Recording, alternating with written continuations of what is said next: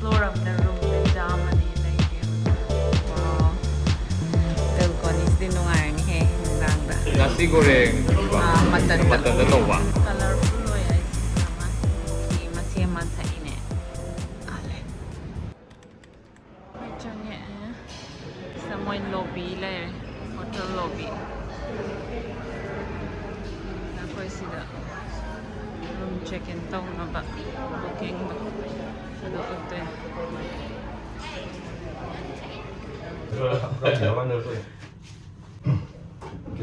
bye bye khoi se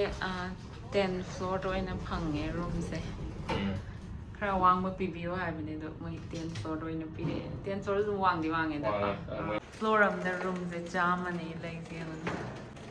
57 somna ka chatong man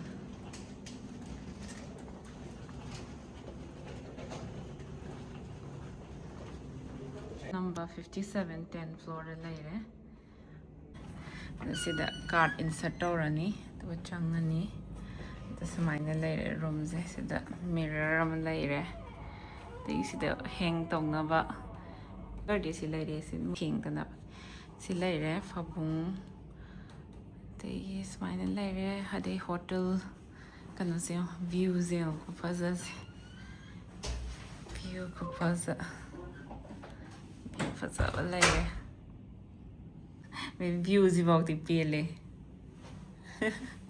and yes the cha kai ka pire coffee machine la kai coffee machine lo isingi kanora khangde cha pire tv tharam bane do ina muthatle this the balcony yonga wow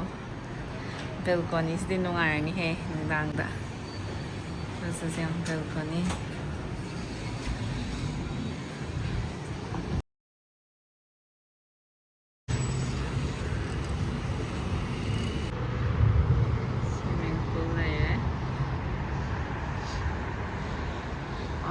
Tudore laire balcony khoi bani sida coffee thak ya ni phammaga aduga smai phammaga view yeng ya ni nong chura ba shit berani he moi nong je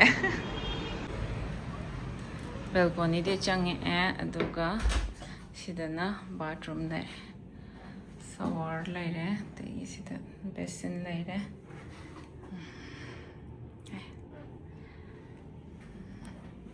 moise kano blow dryer ga chapal namanga supi chapal ani aina matongi ama lay fridge macha nga pi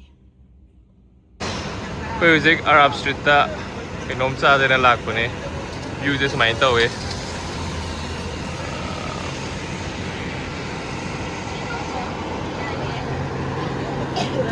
somda chattuira khangde yenga lan jara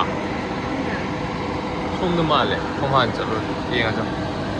sina kano laire ije Aladdin gi kano do Aladdin gi yawo do Sultan mok saide tadi gi man Sultan mok se somda sun chala yenga ke ke leib koi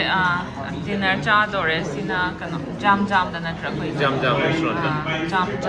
restaurant da koi dinner cha dore to kano ta sina murtabak 50 na ikiano pito sina ne kan small kano size ta tawa sina $7 adagi gravy mahape sina nasi goreng matanda tawa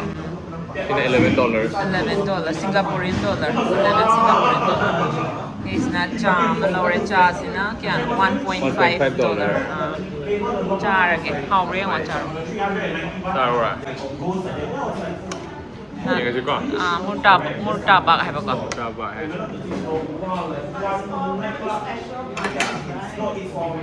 how ra gravy ga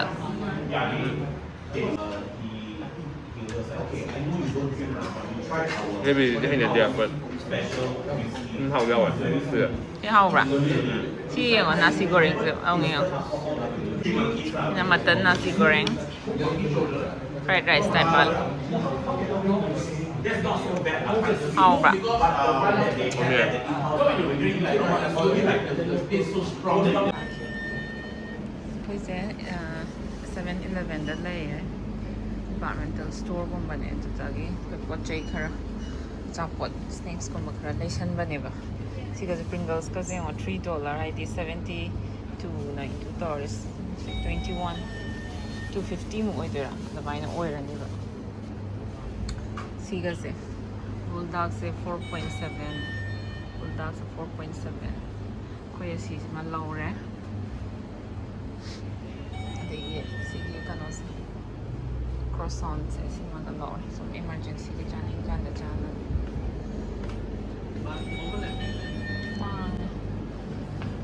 ये सिखा readymade kanos ya sala chaya baka kone si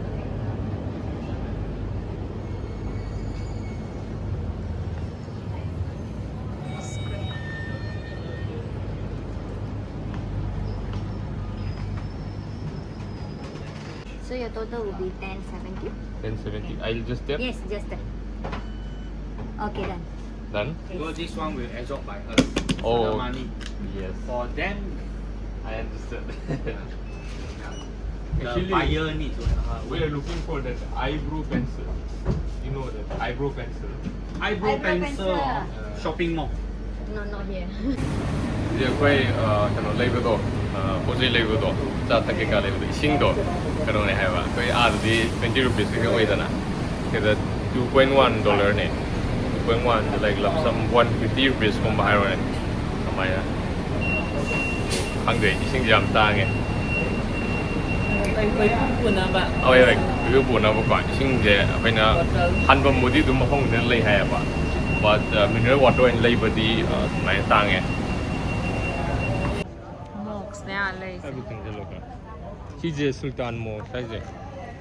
Aladdin the Yahweh have with the Dugi replica. Mana Vagra, Mana Kame.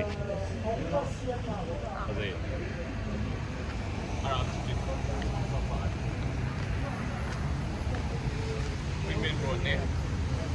was a ship boom Yatara 11:20 name. Missionary was it? Nam peaceful way ba mai kai sidewalk ka lei ja pi sidewalk ne ko kai chale ja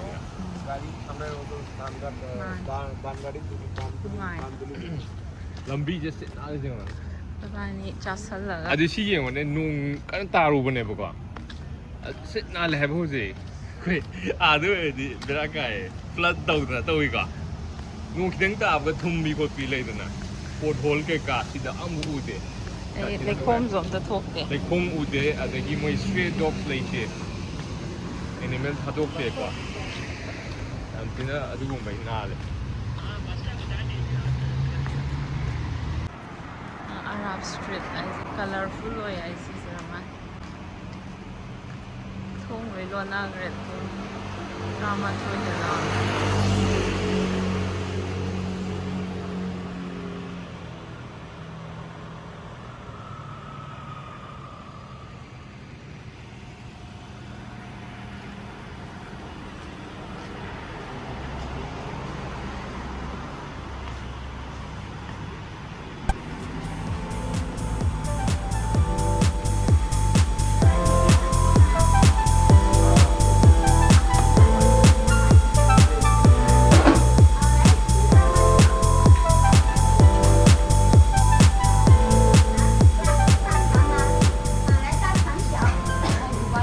Bilan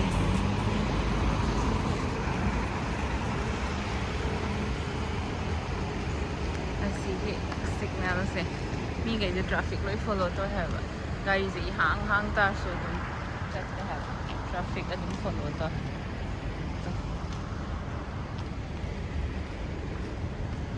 koi hotel se ne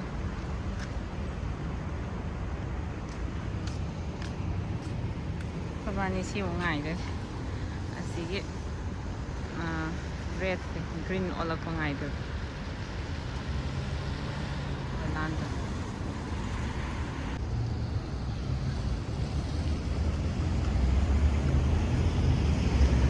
green nga le na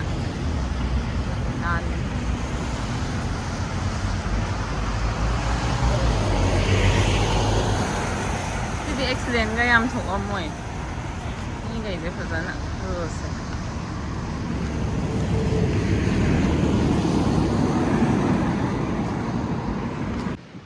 coffee ꯑꯃ ꯁꯦꯝꯃ ꯊꯛꯏꯅꯦ ꯀꯩꯅꯣꯗ ꯕꯦꯜꯀꯣꯅꯤꯗ ꯐꯝꯃꯒ ꯐꯖꯁꯦ ꯅꯥꯀꯟꯗ ꯕꯦꯜꯀꯣꯅꯤꯗꯤ ꯂꯩ ꯆꯥꯎꯅ space ꯂꯩꯈꯤꯗꯦ ꯑꯗꯣ ꯁꯤꯒꯤ ꯚ꯭ꯌꯨꯁꯦ ꯈꯤꯇꯪ ꯐꯖꯕ ꯋꯥꯠꯂꯦ ꯁꯣꯝ ꯅꯥꯀꯟꯒꯤ ꯀꯣꯔꯅꯔꯒꯤ ꯚ꯭ꯌꯨꯁꯦ ꯁꯤꯅꯦ ꯄꯥꯝꯃꯤꯁꯦ ꯁꯤ ꯐꯖꯩ